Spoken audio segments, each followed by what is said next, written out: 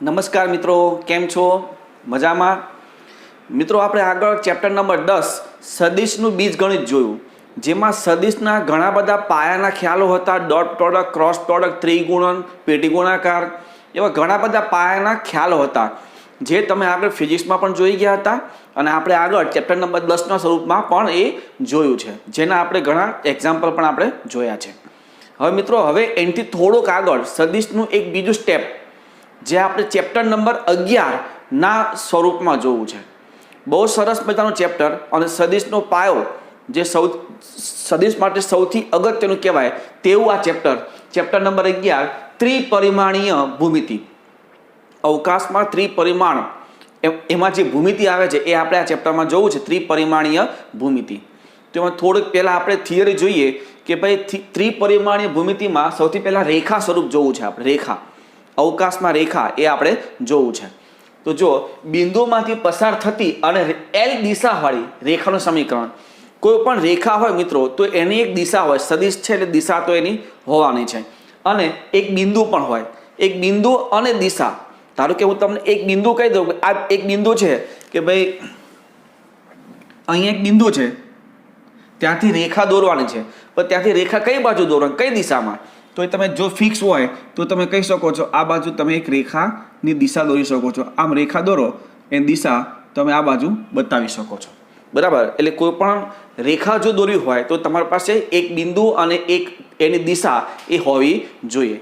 તો જો, તો ધારો કે રેખા પરનું બિંદુ એ ઓફ સદિશ એ અને તેની દિશા સદિશ એલ, અહીંયા આપણે નામ આપ્યું છે સદિશ એ અને સદિશ એલ, જ્યાં સદિશ એ જે છે એ રેખા પરનું બિંદુ છે અને સદિશ એલ એ રેખાની દિશા છે. હોય તો રેખા પરનું એક વ્યાપક બિંદુ, એ જે રેખા આપી હશે એના પરનું કોઈ પણ બીજું વ્યાપક બિંદુ લઈ લો. ધારો કે વ્યાપક બિંદુ પી છે, પી ઓફ સદિશ આર, બરાબર? તો પી બિંદુ ધારો કે તમે લેશો, જોજો અહીંયા એક બિંદુ છે અને એક બિંદુ અહીંયા છે. ધારો કે આ આપણું પી બિંદુ છે અને આ એ સદિશ છે અને આ સદિશ આર છે.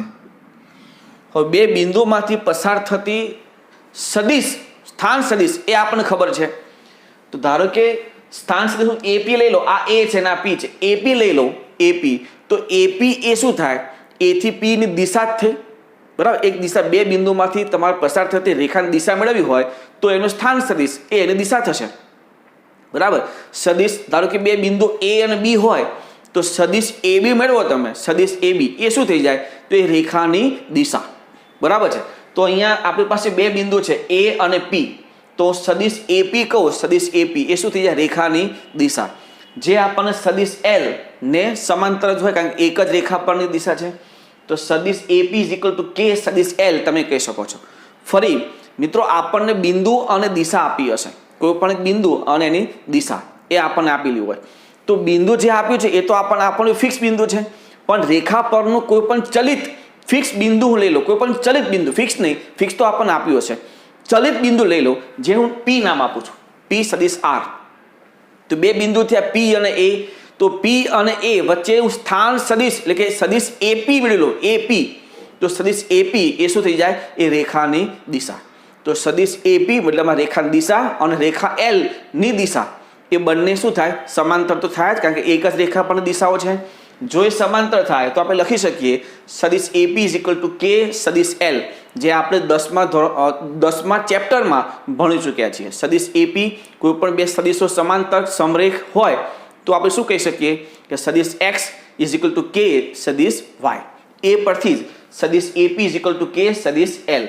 સદિશ એપી એટલે એ એટલે સદિશ એ છે અને પી એટલે સદિશ આર છે, તો આના પર શું કહી શકીએ? સદિશ આર માઇનસ સદિશ એ કહી શકીએ ઇઝ ઇક્વલ ટુ કે સદિશ એલ. આ સદિશ એ આ બાર લઈ લો તો સદિશ r is equal to a plus k સદિશ એલ. આમાં કે તો કોન્સ્ટન્ટ છે, તો આ જે છે મિત્રો, આ એને કહેવાય રેખાનું સદિશ સ્વરૂપ, જેને આપણે રેખાનું સદિશ સમીકરણ કહી શકીએ છીએ. સદિશ આર ઇઝ ઇક્વલ ટુ કે સદિશ એલ, સદિશ r is equal to a plus k સદિશ એલ એ આપણે રેખાનું સદિશ સ્વરૂપ કહી શકીએ છીએ. એટલે રેખાના આપણે 3 પ્રકારનું સ્વરૂપ જોઈશું. એક તો સદિશ, બીજું કાર્ટેજીય, ત્રીજું પ્રચલ, બરાબર છે? જેમાં આપણને બિંદુ અને રેખા આપ્યું હશે. બિંદુ અને રેખા પરથી જો સમીકરણ મેળવવું હોય રેખાનું તો સદિશ એક આ સદિશ સમીકરણ થયું. હવે ધારો કે સદિશ આર ઇક્વલ ટુ આપણે એક્સ વાય ઝેડ લઈએ, એ equal to x1 y1 z1 લઈએ અને સદિશ L equal two L1 L2 L3 લઈએ અને આ ત્રણેય બિંદુ આપણે સમીકરણ નંબર 1 માં મૂકી દઈએ તો આ x y z અહીંયા મૂકો તો x y z equal to સદિશ A એટલે x1 y1 z1 plus k into સદિશ L એટલે L1 L2 L3. આ બિંદુને આ બાર લઈ લો તો શું થાય x y z માઇનસ કાઉન્સમાં x1 y1 z1 is equal to k કાઉન્સમાં L1 L2 L3, જેના પરથી તમે k ને કરતા બનાવો તો જો હું એક્સયામમાંથી k ને કરતા બનાવું તો શું થાય x માઇનસ x1 છેદમાં L1, વાયામમાંથી k ને કરતા બનાવો શું થાય તો કે y માઇનસ y1 છેદમાં L2, એ જ રીતે ઝેડયામમાંથી k ને કરતા બનાવો શું થાય તો કે z માઇનસ z1 છેદમાં L3. તમામને k ઇક્વલ ટુ એક્સયામ, k ઇક્વલ ટુ વાયામ ને k ઇક્વલ ટુ ઝેડયામ બધા k તો સરખા જ છે, સરખાઈ દો તો x માઇનસ x1 છેદમાં L1 equal to y minus y1 છેદમાં L2 equal to z minus z1 upon L3, જેને આપણે રેખાનું કાર્તેજીય સમીકરણ અથવા સંમિત સ્વરૂપ આપણે કહી શકીએ છીએ. એટલે સદિશ સમીકરણ કયું થાય સદિશ R ઇક્વલ ટુ સદિશ A પ્લસ k સદિશ L. કાર્તેય સમીકરણ શું થાય x minus x1 upon L1 equal to y minus y1 upon L2 equal to z minus z1 upon L3. આ એનું કાર્તેજીય સમીકરણ થાય. અને નેક્સ્ટ એનું આપણે પ્રતલ સમીકરણ જોવું હોય તો આ આપણો એક્સયામ, આમાંથી x છે આ સરખાય તો ખાલી એક્સયામ સરખાય શું થાય x1 plus k L1 equal to x, એટલે x equal to x1 plus k L1. y સરખાવો તો y equal to y1 plus k L2, z સરખાવો તો z equal to z1 plus k L3 ને રેખાનું પ્રતલ સમીકરણ કહી શકો છો. આમાંથી ફક્ત આ તમારે સરવાળો કરવાનો, પછી એક્સયામ y અને z આપણે સરખાવવાનું છે. એ સરખાવથી જે તમને x y અને z મળશે એ રેખાનું પ્રતલ સમીકરણ તમે કહી શકો છો. તો મિત્રો આ જે છે તમે કહી શકો છો એક તો આપણે આમાં શું આપ્યું હશે બિંદુ અને દિશા આપી હશે, રેખાનું સદિશ સમીકરણ, આ જે છે એ રેખાનું કાર્તેજીય સમીકરણ અને આ જે છે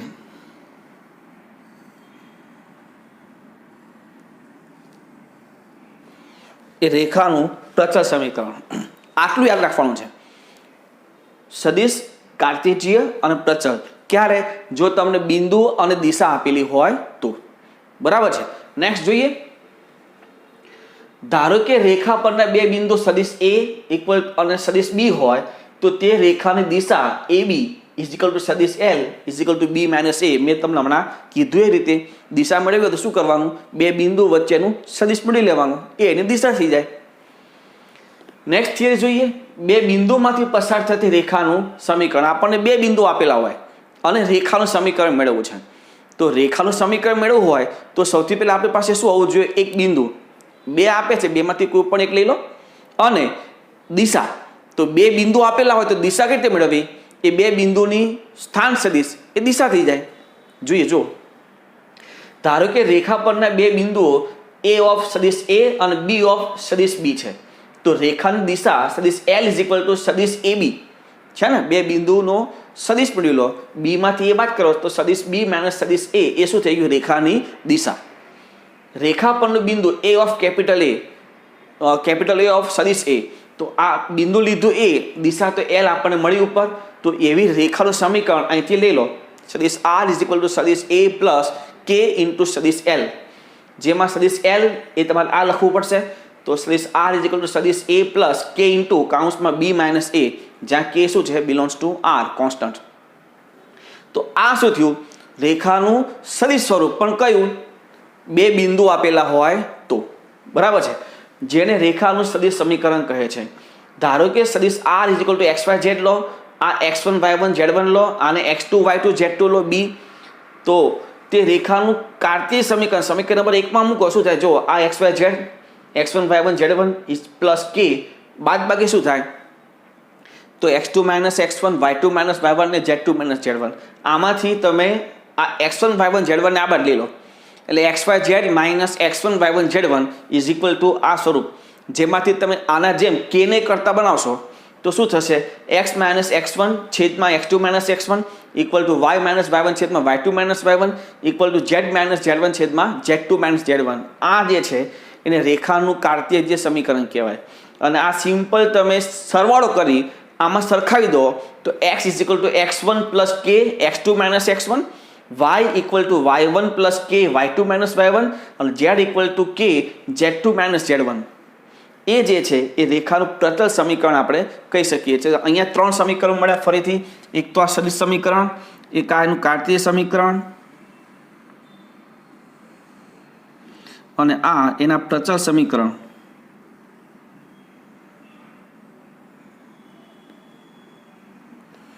એટલે આપણને રકમમાં શું આપ્યું છે એના પરથી આપણે થિયરીનો ઉપયોગ કરવાનો. જો તમને બિંદુ અને દિશા આપ્યું હોય તો આ સૂત્રનો ઉપયોગ કરવાનો, અને જો તમને 2 બિંદુઓ આપેલા હોય તો તમારે આ સૂત્રનો ઉપયોગ કરવાનો. આપણે સૂત્ર જોઈએ છે આમાં, થિયરી વધારે જરૂર નથી. આગળ જોઈએ 2 રેખા વચ્ચેનો ખૂણો. ધારો કે અવકાશમાં 2 રેખાઓ છે, સદિશ r ઇક્વલ ટુ સદિશ a પ્લસ k સદિશ l અને સદિશ r ઇક્વલ ટુ સદિશ b પ્લસ k સદિશ m, જેમાં a અને b એ 2 રેખા પરના બિંદુઓ છે અને l અને m એ રેખાઓની દિશા છે. હવે ટોટલ એ વચ્ચેનો જે ખૂણો છે ને એ ખૂણો રેખાની દિશા પર ડિપેન્ડ હોય. મિત્રો જોજો એમાં 3 શક્યતાઓ છે. પહેલું જુઓ, જો સદિશ l અને m ની દિશા સરખી હોય, સમાન હોય અથવા વિરોધી હોય, આને કહેવાય સમાન, અને આ જો હોય તો વિરોધી હોય. તો જો સમાન અથવા વિરોધી હોય તો સમરેખ તો કહેવાય. તો મતલબમાં એને શું કહેવાય, એના પરથી સદિશ l ક્રોસ સદિશ m ઇઝ ઇક્વલ ટુ શૂન્ય સદિશ થાય, જેને 2 રેખાઓ સમાંતર છે તેમ કહી શકાય. તેથી તેમની વચ્ચેનો ખૂણો શું કહેવાય, 0. સમરેખ સમાંતર હોય તો શું કહેવાય, 2 વચ્ચે ખૂણો બનતો નથી. બીજું, જો સદિશ l લંબ m 2 દિશા પરસ્પર લંબ હોય, દિશાઓ લંબ હોય તો ડોટ પ્રોડક્ટ શું થાય, 0.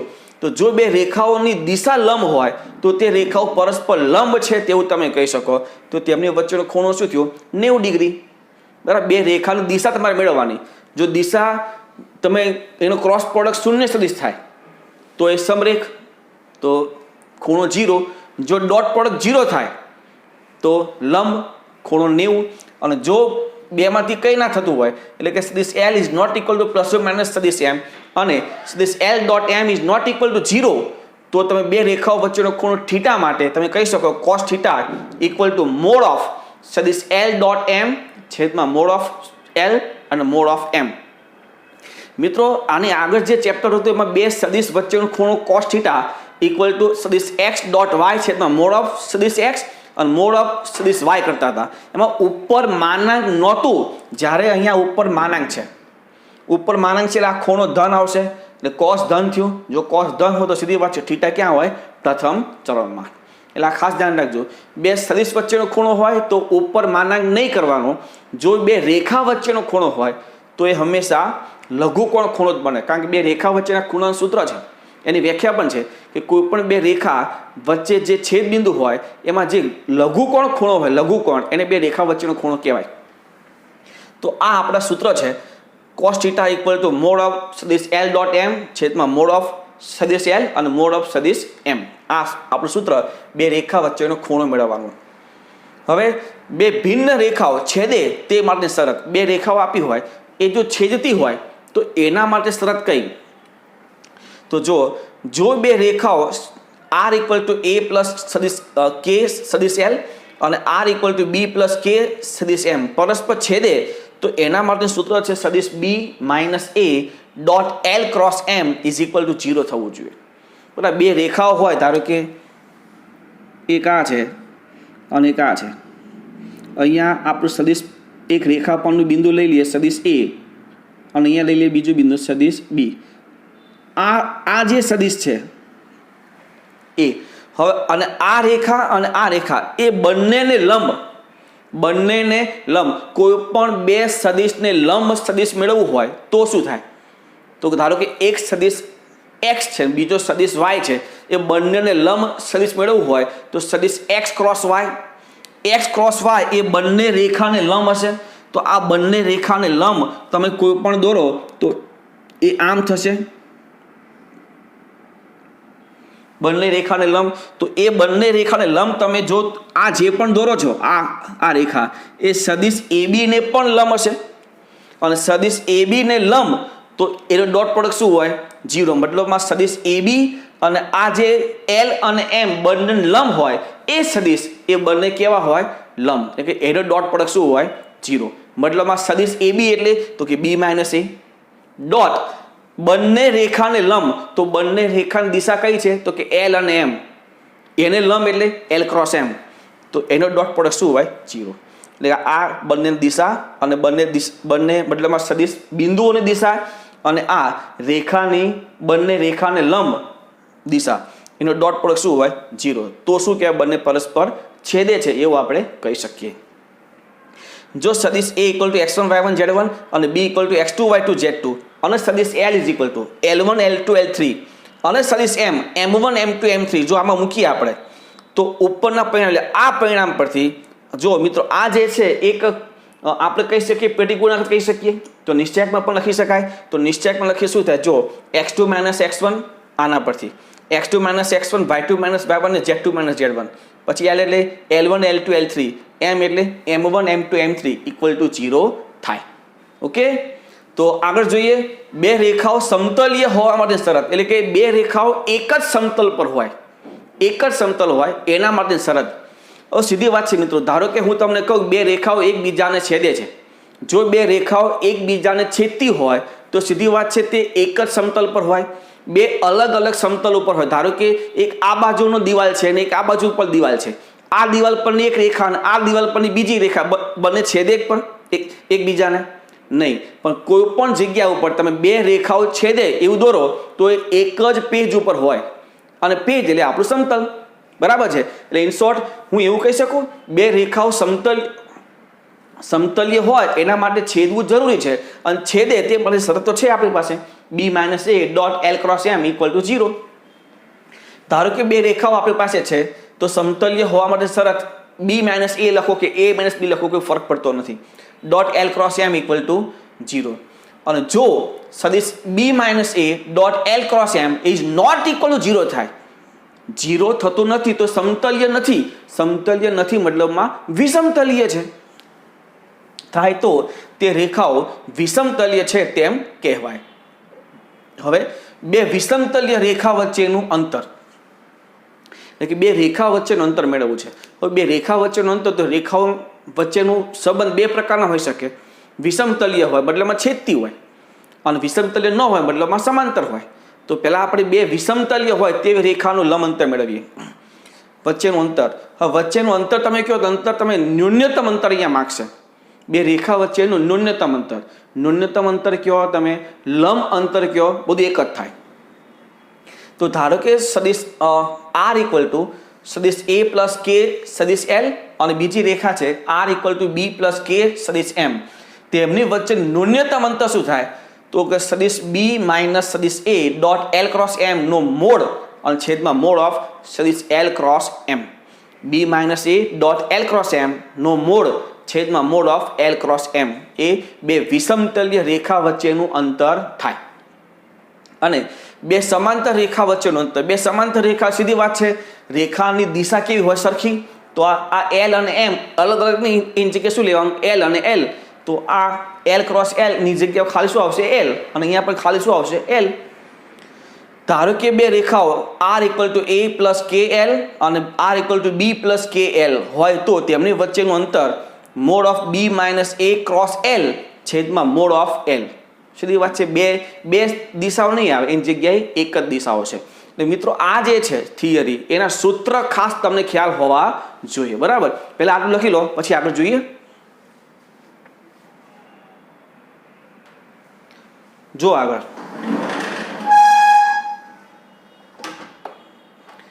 હવે શું છે તો કે બિંદુથી રેખાનું લંબ અંતર. આપણી પાસે એક બિંદુ હોય અને એનાથી રેખાનું લંબ અંતર. તો અહીંયા R = A + KL અને R = B + KL, જ્યાં A અને B એ શું હતો? બે બિંદુ જ હતા. તો અહીંયા પણ બે બિંદુ લેવાના, પણ એક રેખા હશે, બીજું તમને એમને બિંદુ આપ્યું છે. પેલું બે રેખા હતી અને એમની વચ્ચેનું અંતર મેળવવાનું હતું. બે રેખા બદલામાં છે તો બે બિંદુ A અને B, તો તો અહીંયા પણ બે બિંદુ, એમાં એક P હશે અને બીજું રેખા આપી હશે. તો ધારો કે આપેલ બિંદુ P ઓફ સદિશ P અને રેખા R equal to A plus KL હોય તો લંબ અંતર બે બિંદુ પહેલા તો કે P માઇનસ A ક્રોસ રેખાની દિશા એટલે કે L છેદમાં મોડ ઓફ L. એટલે આ સૂત્ર અને આ સૂત્ર બે એક જ થાય. આ B અને A શું છે? બે બિંદુ. તો આ P અને A શું છે? બે બિંદુ.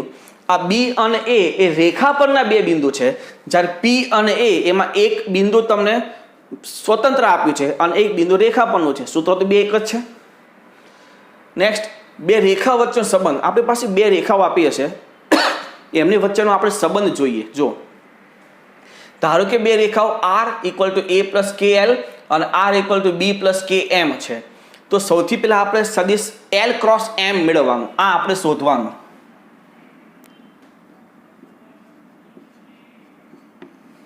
સદિશ L ક્રોસ M મેળવો. તો એની બે શક્યતાઓ છે. એ L ક્રોસ M કાં તો શૂન્ય સદિશ હશે અથવા ઇઝ નોટ ઇક્વલ ટુ શૂન્ય સદિશ હશે. જો એ શૂન્ય સદિશ હોય, જોજો, જો એ શૂન્ય સદિશ હોય તો બે શક્યતા થાય. B minus A cross L is not equal to શૂન્ય અને B minus A cross L is equal to શૂન્ય. જો એ ઇઝ નોટ ઇક્વલ ટુ શૂન્ય હોય તો બે જે રેખાઓ છે એ કેવું હોય? સમાંતર. અને જો એ ઇક્વલ ટુ શૂન્ય હોય તો એ બે રેખાઓ જે છે, આ કેપિટલ L અને કેપિટલ M, એ રેખાઓ કેવી કહેવાય? સંપાતી. સંપાતી અને સમાંતર બે વચ્ચે જમીન આસમાનનો ફરક છે, ધ્યાન રાખવું.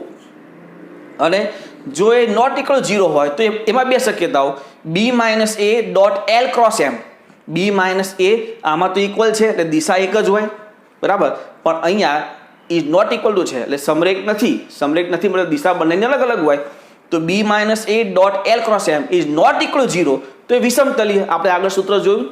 અને જો ઇક્વલ ટુ 0 તો એ છેદે છે, સમતલીય મતલબમાં છેદે છે એવું તમે કહી શકો. આ વિભાગ તો આપણે આગળ જોયો છે. આ એક ખાસ તમારે ધ્યાન રાખવાનું.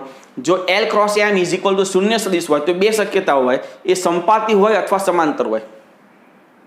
જો B minus A cross L is not equal to 0 તો સમાંતર અને B minus A cross L equal 0 તો એ સંપાતી છે એવું તમે કહી શકો છો. તો આ જે છે સૌથી અગત્યનો કોષ્ટક, બે રેખાઓ વચ્ચેનો સંબંધ, બરાબર.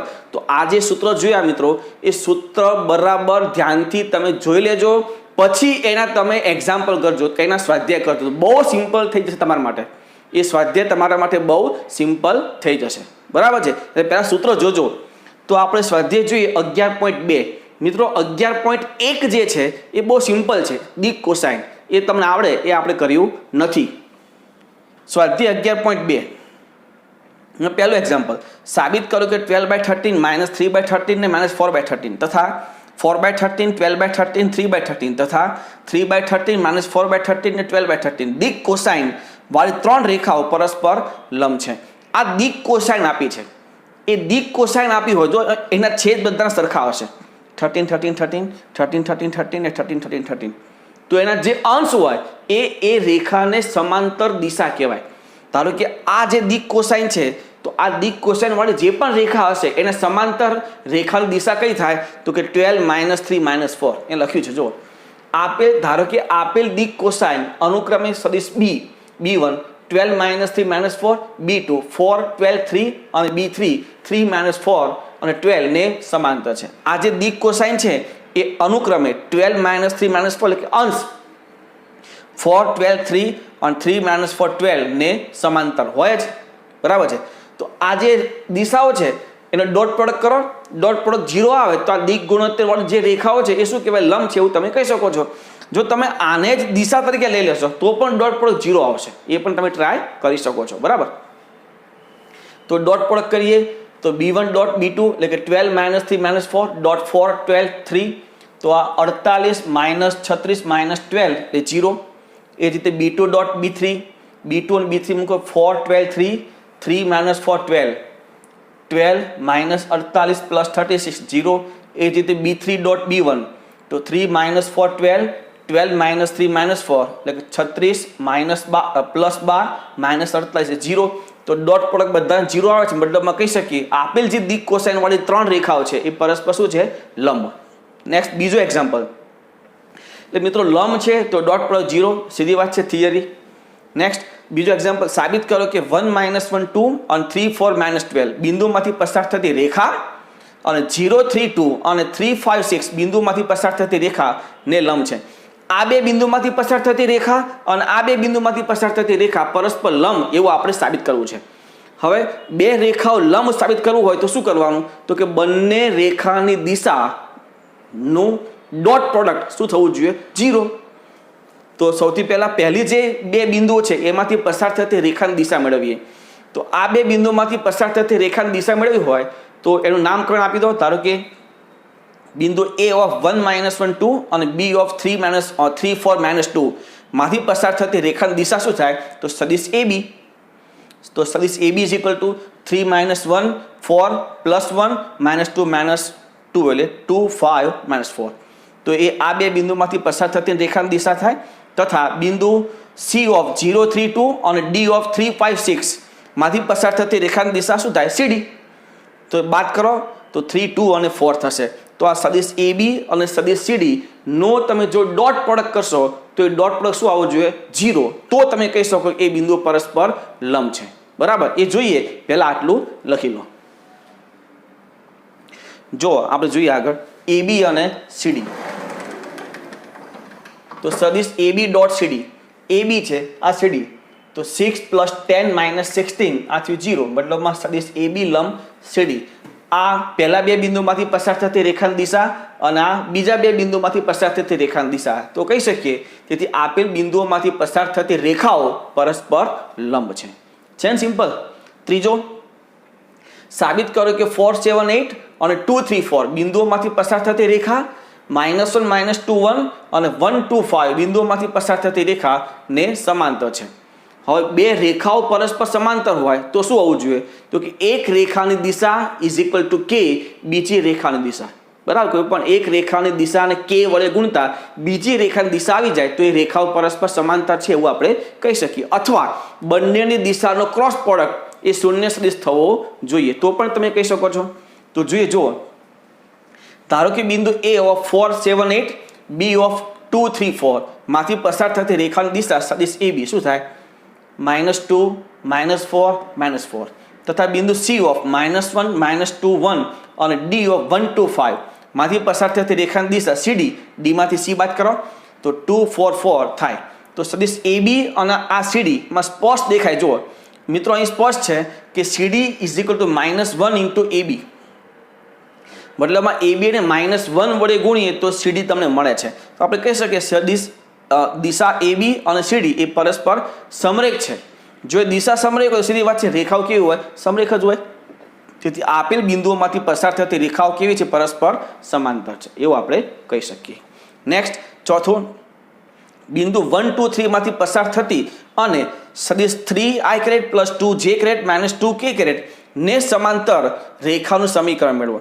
મિત્રો, અહીંયા સમીકરણ માંગ્યું છે, બિંદુ અને રેખાની દિશા આપી છે.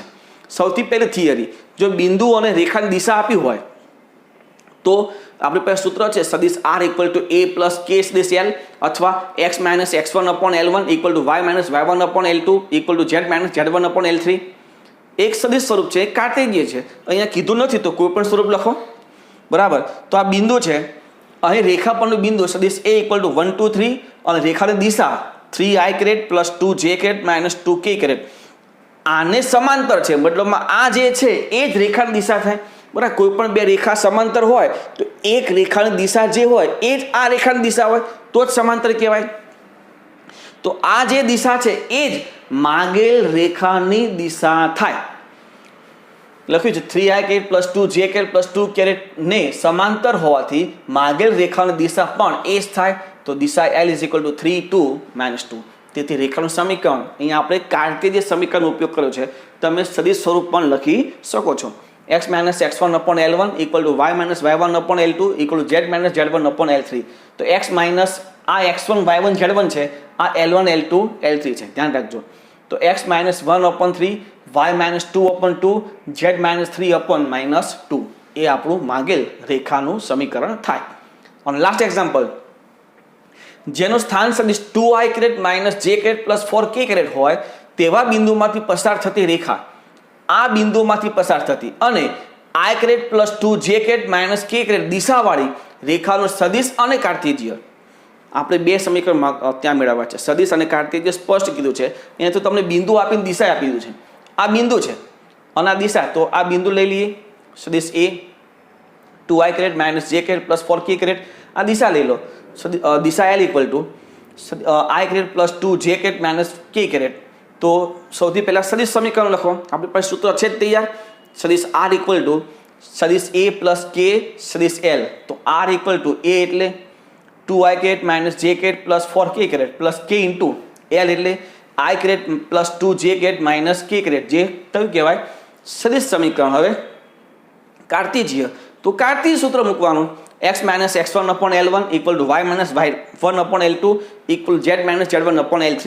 એમાં આ જે છે એ x1 y1 ને z1 છે અને આ L1 L2 L3. તો x minus 2 upon 1 y plus 1 upon 2 અને z માઇનસ 4 અપોન માઇનસ 1 એ શું થાય? કાર્ટેશિયન સમીકરણ તમે કહી શકો છો. તો આ સદિશ અને આ કાર્ટેશિયન સમીકરણ મિત્રો બહુ સિમ્પલ, જો તમને સૂત્ર આવડતા હોય તો. બરાબર છે. હવે તમે આ લખી શકો છો.